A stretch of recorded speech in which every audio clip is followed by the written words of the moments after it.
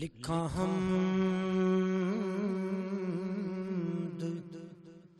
خدا فسبح بحمد ربک، اپنے پروردگار کی پاکی بیان کیجئے، تسبیح کیجئے. یعنی اسے کوئی بھی شخص اپنا ذاتی کمال نہ سمجھے، اللہ کی پاکی بیان کرے کہ جس نے مجھے توفیق دی کہ میں نے اتنا بڑا کام کر دیا.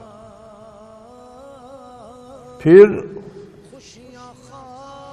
وَاسْتَغْفِرْهُ، اس کی بارگاہ میں توبہ کرے، مغفرت طلب کرے، بخشش مانگے. کہ بڑے سے بڑا کام بھی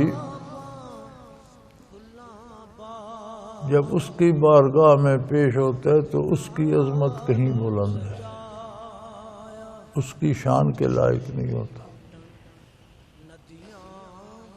لہذا نیکی کر کے دو کام کرنے چاہیے. ایک تو اللہ کی تعریف کرنی چاہیے کہ اس نے مجھے توفیق دی اور مجھ سے یہ نیک کام ہوا. پھر توبہ کرنی چاہیے کہ میرے یہ سجدے، میرا یہ رکوع، میری یہ تلاوت، میرا یہ ذکر تیری بارگاہ کے لائق نہیں ہے. جتنا بھی اس میں خلوص ہے، جتنا بھی اس میں عاجزی ہے، جتنی بھی اس میں پارسائی ہے، نیکی ہے، ورع ہے، تقوی ہے، یہ سب تیری دین ہے. لیکن تیری شان پھر بلند ہے. تو جب کسی بارگاہ میں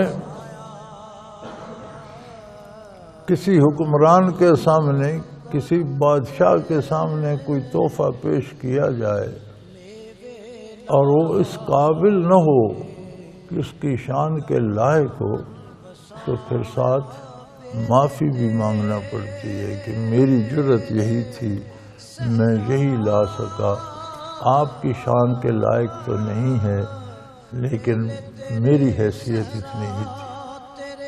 تو فرمایا نیکی کر کے ناز نہیں کرو. ایک تو اس کا احسان مانگو کہ اس نے نیکی کی توفیق دی. دوسرا یہ احساس رکھو کہ میری نیکی بہرحال اس کی عظمت کے لائق نہیں ہے، اس کی بارگاہ میں پیش کرنے کے قابل نہیں ہے، کم تر ہے اس سے. انہ کان توابا، وہ اس کی شان یہ ہے کہ وہ توبہ قبول فرماتا.